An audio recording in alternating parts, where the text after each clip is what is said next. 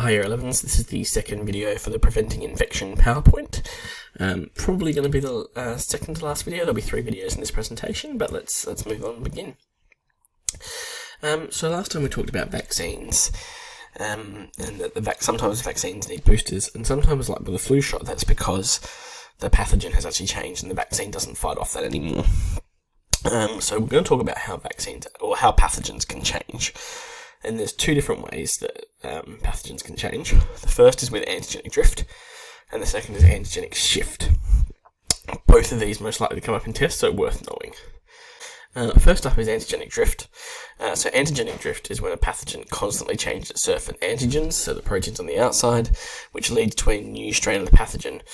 It's hard to immunise against a patient that has with a single vaccine because the antigen's constantly changing, and that's when we get to the flu shot. So we have a different flu shot every year because there's mutations every year to the flu with different antigens, which means it's technically recognised as a new pathogen. Antigenic shift is something entirely different. This is when 2 different viruses infect one host at the same time. So it occurs when a host is infected by an animal virus and a human virus, and the genetic material of the 2 viruses combine and they become packaged into one virus. This new hybrid virus would be unrecognisable to the immune system and hence a new virus altogether. So you can sort of see over here the examples of them both. So over here we've got 3 viruses, green, purple, yellow, all recognised by the immune system. When you're infected at the same time, somehow they've merged together, and we've got one that's got very different antigens around the place. This is not a recognised pathogen by the body.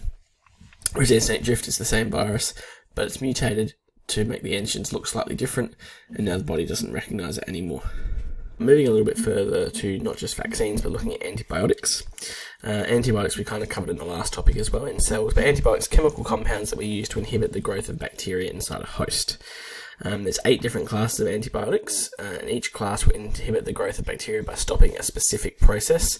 Some of those might stop the cell wall from forming, some might stop the DNA from being synthesized so the bacteria can't reproduce. They might stop proteins, they can't create proteins. But what the antibiotics do not do is inhibit the growth of the viruses or can be used to treat viral infections, because antibiotics just don't work on viruses.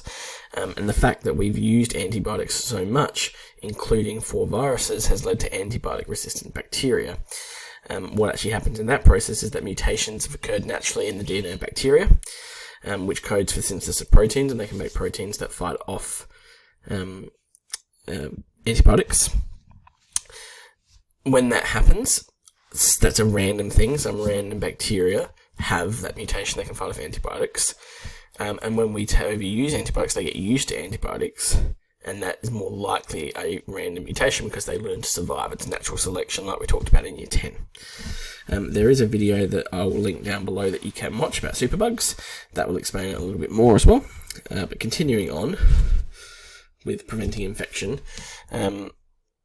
when we're looking at the history of humans, from 1900 to the 1980s, the deaths that were caused by infectious diseases saw a drastic reduction.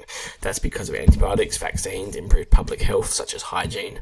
But then looking at 1980 onwards, and we see that deaths caused by infectious diseases have started to increase again. And that's because of emerging infectious diseases, as well as the re-emergence of other diseases. Emerging infectious diseases are ones that have not occurred in humans before, whereas re-emerging infectious diseases have not posed a health risk to the population for a long time, but they are coming back and causing major health concerns. On this slide here, gentlemen, we have some examples of diseases that are emerging, so ones that we've never seen before. We've got swine flu, bird flu, HIV, Ebola, cholera. Probably add COVID to that now too. Whereas diseases that we once thought had been wiped out or we thought we had under control, but they're coming back. We've got tuberculosis, whooping cough, malaria, yellow fever, measles to an aspect. But the question is, what if we thought they were gone, why are these viruses coming back? And there's a number of reasons. So one could be quality of waters decreasing, increased international travel, drug resistance in pathogens, mutations in pathogens that are making them more infectious, or just a failure to vaccinate the population. And the failure to vaccinate is a big one when we're talking about measles. A lot of the populations have started to, well, not large, but a small part of the population have decided they don't want to vaccinate the population anymore, and that's why we're seeing measles being reintroduced.